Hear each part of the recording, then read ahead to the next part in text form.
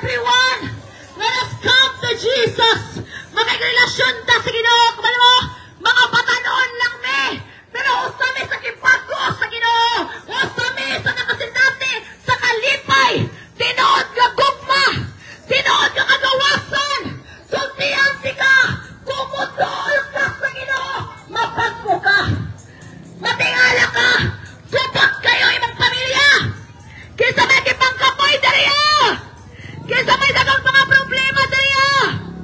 Sabihan mo doon ka sa Ginoo, tabangan ka rin.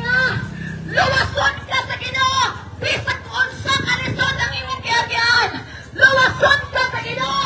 Bisan na kung sa kanakadaghan sa imong mga sala. Ang Diyos magpanalangin sa iyong mga anak. Maya ko ng mating karing at tingog. Paminawa ang tingog sa Diyos. May gugma ang Ginoo ka nimo. Nagpaabot ang Ginoo nimo. Dili gusto ang Ginoo makita ka ka-depressed, suicidal, hopeless, mga tao ka na problema sa doon, nagkakawa-katawa ka karon, pero ang imong kasing-kasing dili ka okay. Ang imong kasing-kasing na yung mga kabugaton, ang imong kasing-kasing na yung mga problema. Magsultiyan di ka, ginapumusta ka sa atong Ginoo. Ginapumusta ka ng Panginoon ngayon kasi mahal na mahal ka niya. Gusto niya ayusin ang buhay mo. Ayaw niya mapahama ka.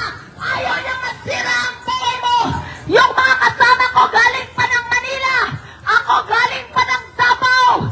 Pero pinuntahan ka ng Diyos dito. Kasi may gusto siyang sabihin sa'yo. Kinakumusta ka niya. Ganon po ang pag-ibig ng Panginoon. Kaya kung naririnig mo ang boses na ito, tanggapin mo ang Diyos. Tanggapin mo ang ating Panginoon. Dahil kung mamamatay ka na wala Jesus, sasabihin ko sa iyo, impyerno ang mapupuntahan mo. Sige, makinig kayo! Sinong nainitan ngayon? Di ba grabe kainit? Tinodili! Tinodili! Grabe kainit! Nagreklamo naman guys ha! Sa init na rin kalibutan! Unsa na lang ito ha si impyerno!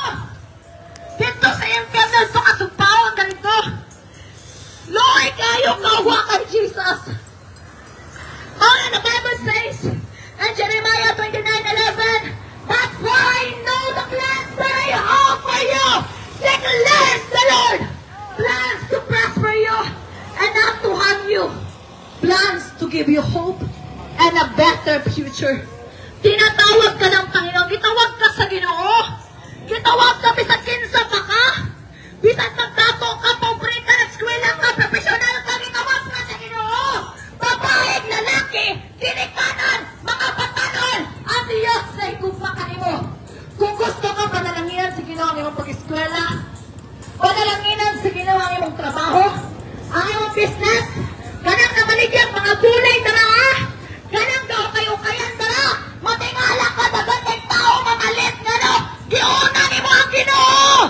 Kung ang pilon mo, ang Ginoo sa imong kinabuhi, magmalamposon ka. Kung unahon mo ang Ginoo, makita nimo ang pabor, makita nimo ang grasya sa Ginoo. That's why accept the Lord before it's too late. He is waiting for you to come back. Nangandoy ang Ginoo ka magigrelasyon sa niya. Nangandoy ang Ginoo ka igugmaon na mo siya. Sige na mag-ingon ka na igugma ka sa Ginoo. I love Jesus, pero wala kang oras sa Kanya. I love Jesus, pero still, nagkinabuhi ka sa sala. Nagkinabuhi ka sa mga putang na wala makapalit kay sa Diyos. Anak ka, love ni mo ang Ginoo. Wala ka naman mga simpa-simpa. Love ni mo ang Ginoo, pero sige kang pamalikas. Love ni mo ang Ginoo, pero wala kay panahon sa iya. That is that love. Ingon ang Biblia, pakakon ka. Ang Ginoon ka na igugma sa Ginoo, makita ang kausaban sa iyong kinabuhi. Ang Ginoon ka na igugma sa Ginoo, dapat makita ka na may relasyon ka niya. Wala ko diri para i-judge ka. Wala ko diri para kasakitan ka.